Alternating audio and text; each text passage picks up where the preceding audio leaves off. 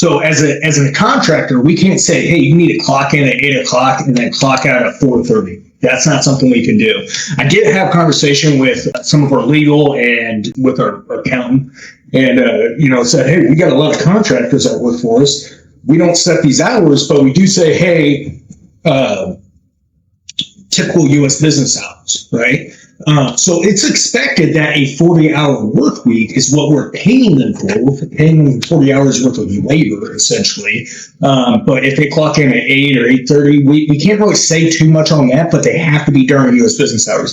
And my response, or my feedback that I got was that that's appropriate. That's expected in the course of their contract with us. Most people are contractors, not everybody. We do have a few employees that are on this call. And then there's also other employees that are out besides on this call as well.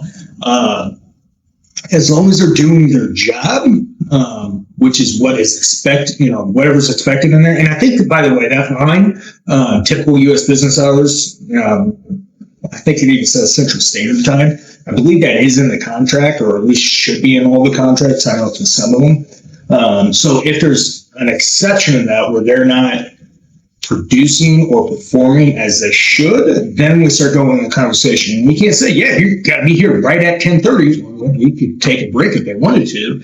But if they're not doing the overall job that's expected of them, then that's when we need to have a conversation with them. And again, we can't say, yeah, you got to clock in at 8 o'clock. But if they're not there throughout the day, that's a different conversation. We can't approach that.